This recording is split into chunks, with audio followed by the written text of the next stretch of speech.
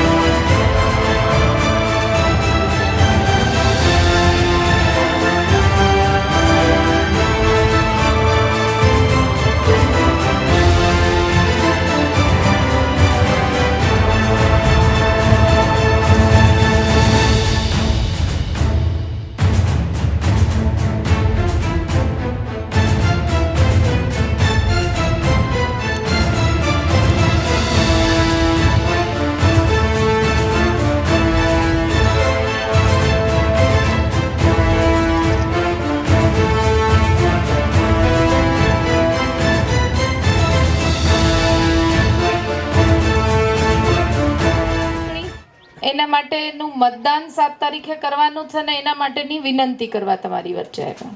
20 વર્ષ 25 વર્ષ 30 વર્ષથી ભારતીય જનતા પાર્ટીનું શાસન, 15 વર્ષથી સંસદ સભ્ય ભારતીય જનતા પાર્ટીના, તાલુકા પંચાયતથી લઈને સંસદ સભ્ય સુધીનું નેતૃત્વ ભારતીય જનતા પાર્ટી. હું કઈ કહું તમે સાંભળો ને મજા આવે એની કરતા તમે વિચારો કે ક્યાંય અટકતું ન હોય, એક વચ્ચે બમ્પ આવતો ન હોય તો વિકાસ કેવો કરવો જોઈએ ને કેવો થવો જોઈએ, આ તમારે વિચારવાનો પ્રશ્ન છે. અમે કોંગ્રેસ પક્ષની ઉમેદવાર તરીકે તમારી વચ્ચે આવી છું.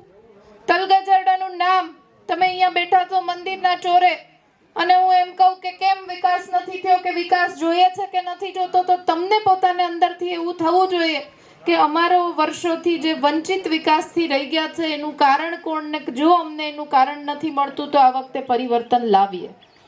ગામના પ્રથમ નાગરિક હોય, સરપંચ હોય, હું દરેક જગ્યાએ જાઉં તો પૂછું.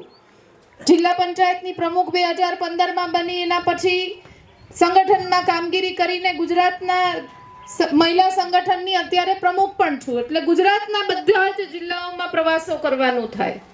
વિકાસ મોડલના નામે મત લઈને ગયા તો મને 2015માં જ્યારે પ્રમુખ બની ત્યારે એવું થયું હતું મનુભાઈ કે ખરેખર બધે વિકાસ થઈ ગયો હશે, પ્રમુખ બની મારે શું કરવાનું બાકી રહ્યું. આવડી મોટી મોટી વાતો ને આટલી મોટી મોટી જાહેરાતો હતી, પણ હકીકત જ્યારે ગ્રાઉન્ડ ઉપર ગયા, જ્યારે ગામોના તળિયાઓ વાહમાં ગયા, એ બધે ગયા ત્યારે ખબર પડી કે આ તો ખાલી મોટો ફૂલાવેલો ફુગ્ગો છે. તલગાજરડાનું નામ આટલું રોશન થયેલું આપણે અહીંયા જોઈએ ને. હજી હું સરપંચને એમ કહું કે ભાઈ ભોળાભાઈ કેટલા કામો બાકી છે, બાકી છે ખરા, બહુ બાકી છે. 1 થી 50 નું લિસ્ટ કહું તો આવે ખરું? 1 થી 50 નું લિસ્ટ જો ગામનું કહીએ ને તોય એટલા કામો બાકી હોય તો એક વખત પરિવર્તન પોતાના માટે લાવવું જોઈએ કે ન લાવવું જોઈએ. હું વાત કરું ભાજપની, હું વાત કરું કોંગ્રેસની, હું કયા સમયમાં કયા વર્ષમાં કોણે શું કામ કર્યા એ બધાથી મતલબ નથી. આપણે તલગાજરડાને ક્યાં લઈ જવું છે એનાથી મતલબ છે. ઉપર પ્રધાનમંત્રી કોણ બનશે એનાથી તમારે કોઈ લેવા દેવા નથી, પણ તમારે અહીંયા કોઈ તકલીફ પડે તો તમારો અવાજ અહીંથી કોણ બનીને જશે એના સાથે લેવા દેવા છે.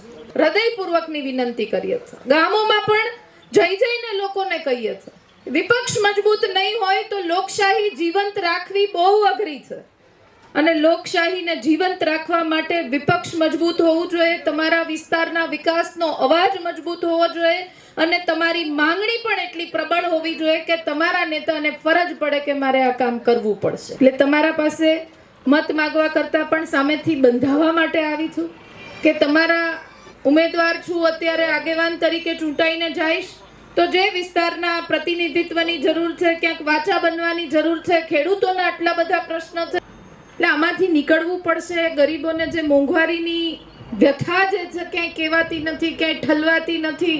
આપણને એમ થાય કે આપણું આવનારું ભવિષ્ય એનું ઉજ્જવળ થાય, બાળકો સંતાનો સારું શિક્ષણ મેળવે, કંઈક યુવાનોને રોજગારી મળે. આ બધા જ સપનાઓ ખેડૂતોને એના પોતાના મહત્વના ટેકાના ભાવો મળે. ક્યાંક અહીંયા અમારો વિકાસ થાય, અને જો ન થાય તો પરિવર્તન લાવવું જરૂરી.